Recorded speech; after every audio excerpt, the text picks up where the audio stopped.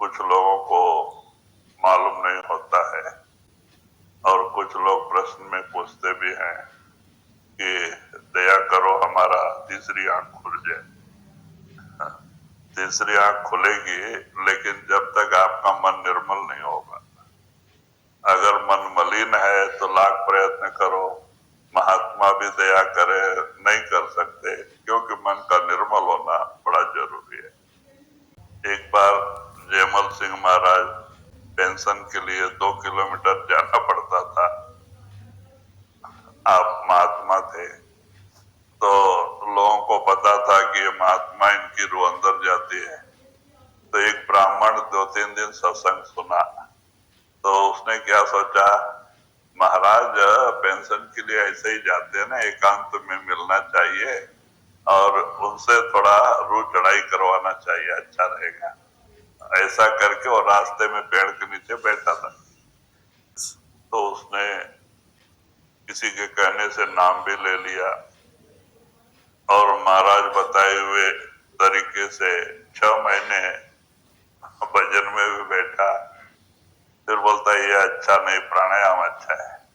फिर वो छोड़ के प्राणायाम के जरिए भी नाम का जाप किया। जब उसको कोई फायदा नहीं हुआ तो रास्ते में राखन में बैठा था कि महाराज जाएंगे तो पैर पकड़ के दया मांगेंगे। जब वो पोस्ट ऑफिस पे पेंशन के लिए जा रहे थे, 2 किलोमीटर जाना पड़ता था, तो पेड़ के नीचे बैठा था।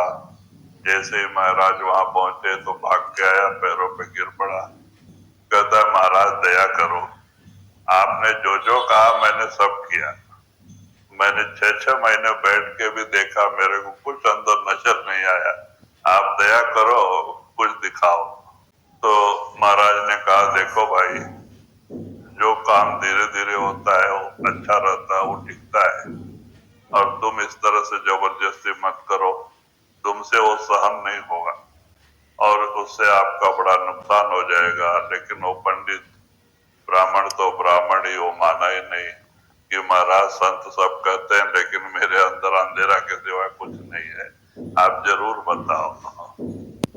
तो उन्होंने वहां बोला अच्छा बैठ गए और बोला इधर दोनों आंखों के बीच में ख्याल टिका के सुमरन कर। और जैसे उसने वहां ख्याल टिका के सुमरन किया, हाथ रखते ही एकदम जोर से रूह पर चढ़ाई किया। तो इससे सहन ही नहीं, इतना पीड़ा होता है शरीर में जब आत्मा ऊपर जाती है। तो मरने के समय जो हालत होती है, अभ्यास में वही हालत होती है। अभ्यास धीरे धीरे बनता है तो सहन शक्ति हो जाती है। इसको अभी सहन शक्ति कहाँ है, और नीचे गिर के छटपटाने लगा। तो उसके अंदर हजारों बादल चमके जैसे, हजारों बिजली चमक के जैसा हो गया, एकदम प्रकाश। और वो शब्द इतना जोर से सब प्रकट हो गया कि उसको सहन नहीं हुआ, नीचे गिर के छटपटाने लगा। कहता महाराज मेरी रूह उतारो, मेरी रूह उतारो, मेरे से सहन नहीं हो रहा है।